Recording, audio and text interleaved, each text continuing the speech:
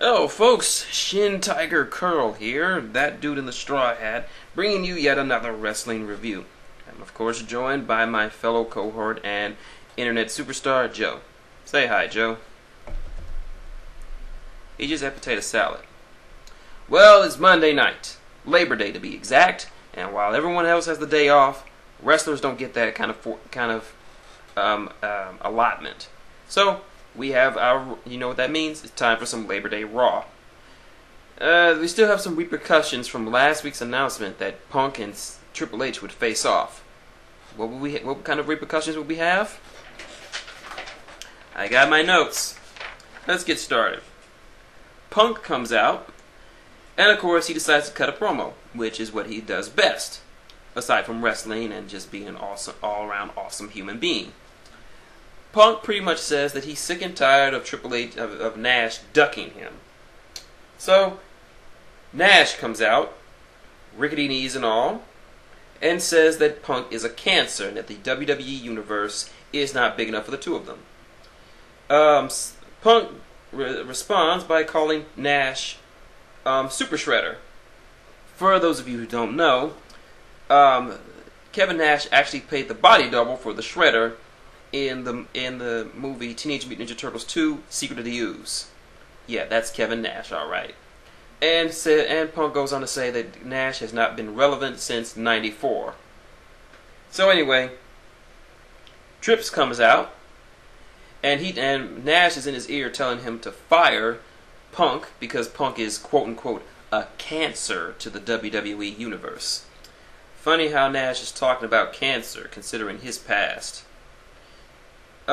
Triple H says that normally he would have thought about firing Punk, but then he got some footage backstage at SummerSlam, and he discovered the person who sent the text message to Kevin Nash to take out Punk.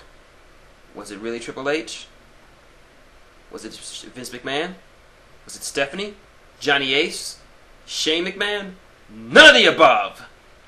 Instead, we find out that it was Nash. That's right. Kevin Nash snuck into Triple H's office, texted from his phone, and sent it to his own phone. So yeah, Kevin Nash sent a text message to Kevin Nash. And Nash freely admits it, saying that he'll do whatever the hell he wants, and that he deserves to be in the WWE better. And then he decides to egg on and push his luck with Triple H. Triple H isn't having it, knocks him on his ass, and tells him that he's fired in no uncertain terms. I didn't feel this segment very much, maybe because I'm so burnt out on swerves from TNA. Maybe because Nash's delivery was totally off, but I just didn't care for it. Not that there was anything wrong with Triple H and Punk. They were good. But there was just something off about Nash tonight. Anyway, next up, the Born Kings, the tag team champions, take on Jinder Mahal, aka WWE's own Mike Bennett, and the Great Khali. Needless to say, this was not a stellar matchup. Jinder Mahal is not interesting at all. His ring moves are stale, he has no personality, and his charisma is lacking. Then stick him in with an anchor like the Great Khali. You knew they were going to win this. You knew that the Born Kings were going to win this match. Yeah. Next up, and to say, all throughout the night, Alberto Del Rio is approaching various members of the WWE roster to try to create his own little legion against John Cena, the Dick. But we'll see how that goes later tonight. Next up, it's R-Truth versus CM Punk. But before Punk comes out, Truth and Miz cut a great promo together about how they're going to get a title shot against the Born Kings, even ridiculing their name ridiculing the name Airborne. Yes, Miz, it is a stupid name. I like this team. They play very well off of each other, with Miz being the straight man and Truth being the crazy funny man. I like this team. Anyway, on to the match. The match is actually pretty good. Miz provides some outside interference.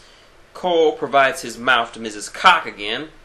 Truth and Punk go back and forth until eventually Miz is thrown out for interference. Then Punk picks up the win against Truth. Trips comes out and he says that while they did agree that their match would take place at Night of Champions in 2 weeks, he decided to add extra stipulations because, well, as he said last week, Punk made it too personal by talking about his family. So, Night of Champions is going to be Triple H versus CM Punk, no disqualification, no countout.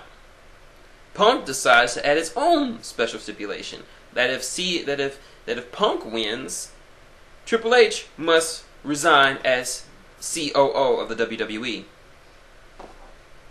Now, for you marks out there, this might be good, but for us smarks, we can already see the writing on the wall. Ugh, scares me. Next up, Otunga and Joe Perfect take on the team of Jerry the King Lawler and Zack Ryder. Yes, I know. Would you excuse me for a moment? Looks like I'll be taking over for this one. This was an excellent match, the best match in Raw history. Why? Because it had Zack Ryder. He is the greatest WWE wrestler of all time, and I hope to be his Brewski of the week. This match was excellent. Of course, Otunga and Perfect weren't going to win. There were no match for Long Island Ice G. And Jerry the King Lawler was there. Who gives a flying crap? Now, fist pump me, boy! I'm not fist pumping you. I don't care what you say. I said fist pump me, you damn whore! Woo, woo, woo. You knew it. Now back to your regularly scheduled piece of crap. Well, I hope you're happy. Anyway, moving on. Next up, it's Randy Orton versus Heath Slater. This was a squash match. Only difference between this match and the Cena squash match of last week, Heath Slater really hasn't had that far to fall. He's as low on the totem pole as you could get. Nothing much to say about that match. Next up, Cena comes out, talking about how Alberto Del Rio has been ducking him for weeks and weeks. Let's see, Cena. First, you get mad at him for no reason. Then he attacks you 1 week for all the trash you've been talking. And then the next week his visa fucks up so he can't be at Raw and you call him a coward for it. Well, I'm sorry for the immigration laws of this country prevent you from burying him like you've been burying everyone else lately. So Alberto Del Rio comes out as the only way he can and says that he's been doing Cena a favor by not being there when Cena calls him because he's being considerate. If he had gotten in the ring, he would have crippled him. But why would he want to beat people up when he can pay others to do it for him? That's the kind of champion we have. Wink. So anyway, a group consisting of Christian, Wade Barrett, Jack Swagger, and Dolph Ziggler come and start beating the living tar out of Cena. Then he gets some help from Alex Riley, John Morrison, sexy, and Sheamus. I guess he and Cena are best friends now, but whatever. They fight him off, and then Teddy Long comes out. Hold on there, player, and books a 4-on-4 elimination style matchup, pitting those two teams against each other. Basically, a standard Survivor Series style matchup.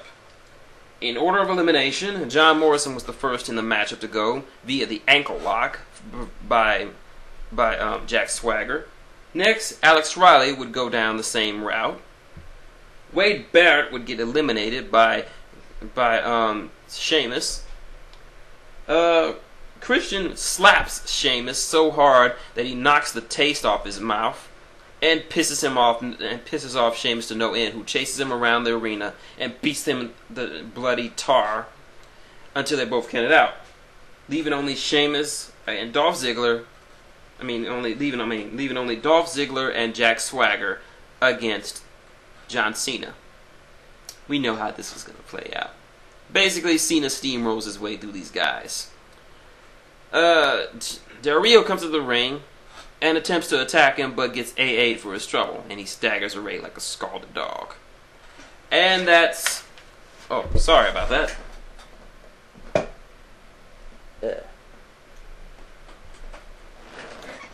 And that's Raw. My thoughts? Very lackluster Raw. I mean, the promos were not very good. Oh, I completely forgot one match. Kelly and Eve Torres versus Beth Phoenix to determine who would be the number one contender. And at ringside, providing commentary, will be Kelly and Natalya. Natalya pretty much murders Kelly on the mic, pretty much calling her out on her own beat bullshit as one of the best female wrestlers in the company. Pretty much what her boyfriend CM Punk has been saying. But nonetheless, Phoenix wins with a very sloppy and botched up glam slam, and the two divas of domination leave those two bubbly bitches laying. But yeah, that's Raw. My thoughts, like I said, lackluster Raw. The first segment I really wasn't feeling.